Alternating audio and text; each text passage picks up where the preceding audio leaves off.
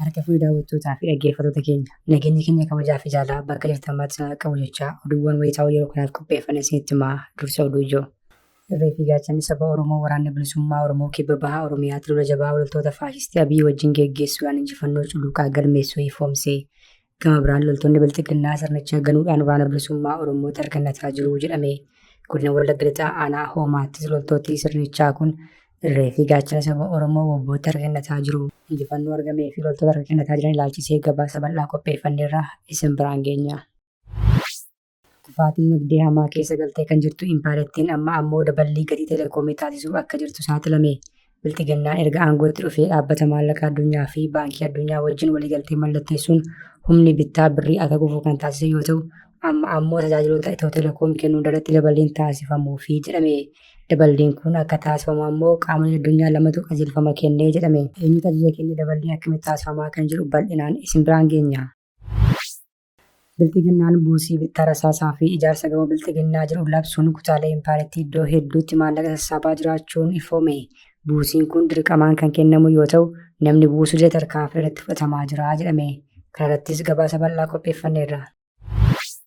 Naannoo kibba lixaa Impaarettiitti namoota 52 daldala kontiroobaandii fi daddabarsa meeshaa waraanaa seeraan alaatiin shakkaman to'annaa jala oolchuu koomishiniin poolisii naannichaa beeksise. Shakkamtoonni kunneen 22 bara 2018 hanga muddee 14 bara 2018tti godaana naannichaa 6 keessatti hordoffii cifaa geggeeffameen to'annaa jala oolaniiru jedhame. Kanas isin biraan geenya. Igaad tokkummaa birmadummaa fi daangaa Somaaliyaa irratti ejjennoo cimaa akka qabu ibse. Gamtaan misooma biyyoota baha Afrikaa Igaad taatee tibba nagaaf Afrikaa beekamtii biyyummaa Israa'el Somaaliyaandiif kennite hordofaa jiraachuu beeksiseera.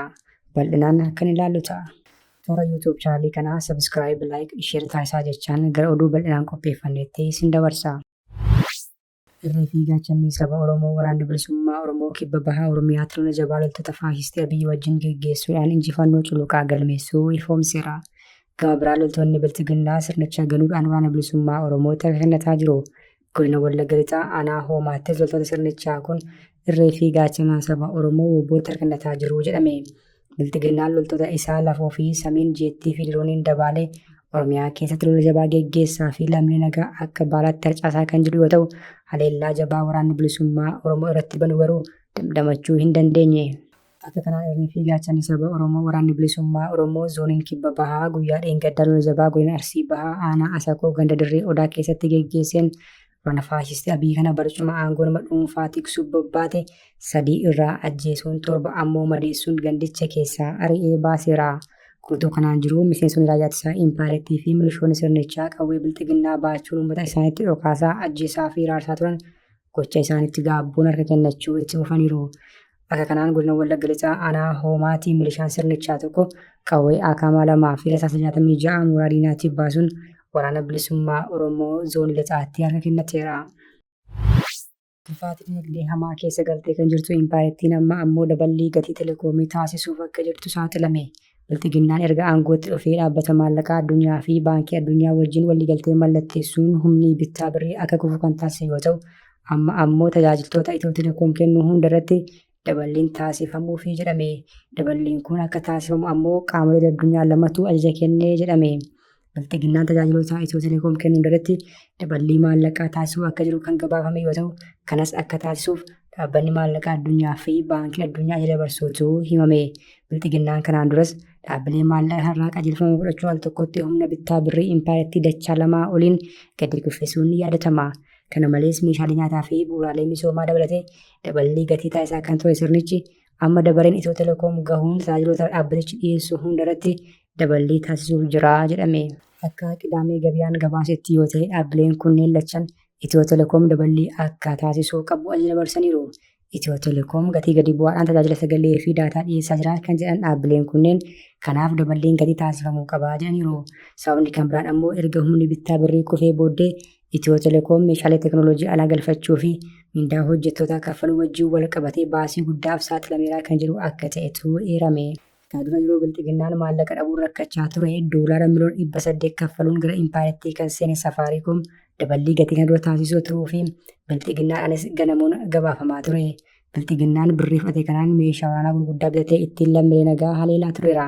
ammas qisaara dinagdee guddaa keessa kan jiru bilxiginnaan daballii gatii tajaajiloota Itiyoo Telekoom irratti taasisuun lammiilee impaayettii saamuuf jira jedhame.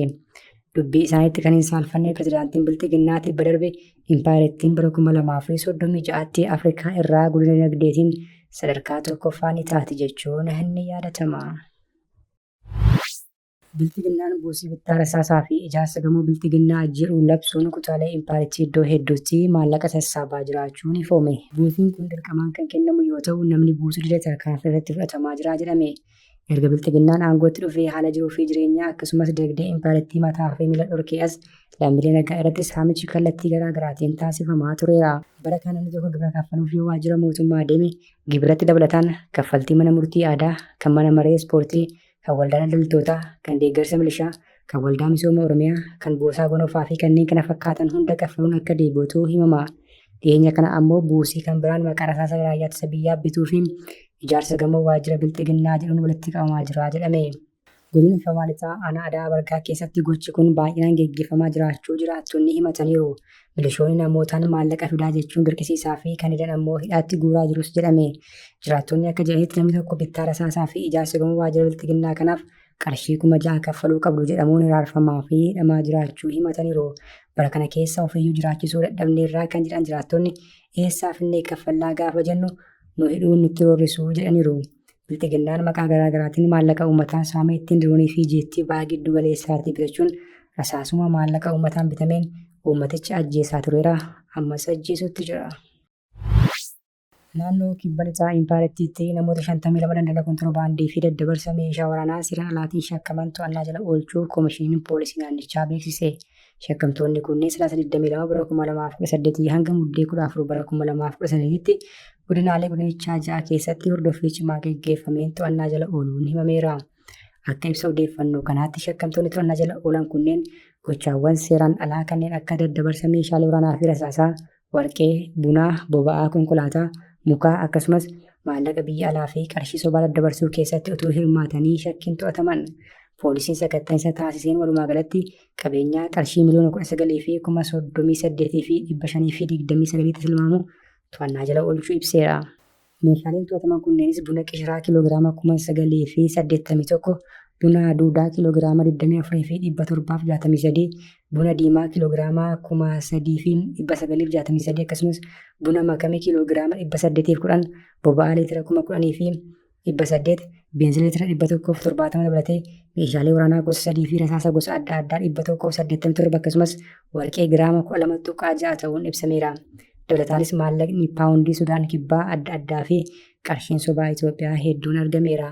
Shakkamtoonni yakka kana keessatti hirmaatan 52 yeroo ammaa to'annaa poolisii jala ooluun qoratamaa akka jiran koomishinichi beeksiseera. Igaad tokkummaa birmadummaa fi daangaa Somaaliyaa irratti ejjennoo cimaa akka qabu ibse. Gamtaan misoomaa biyyoota baha Afrikaa Igaad taatee tibbana gaafa Afrikaa beekamtii biyyummaa Israa'el Somaaliyaandiif kennite hordofaa jiraachuu beeksiseera.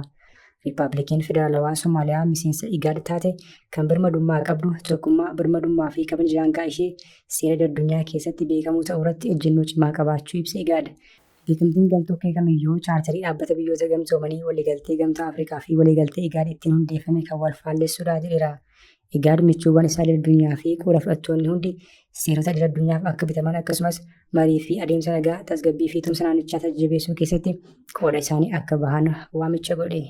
Hordoftoota hordoftoota keenya oduun sa'aatii kanaaf qabannee dhiyaanne kana gammaatti hordoftan ture oduu biraan hanga walitti deebinutti nagaatti.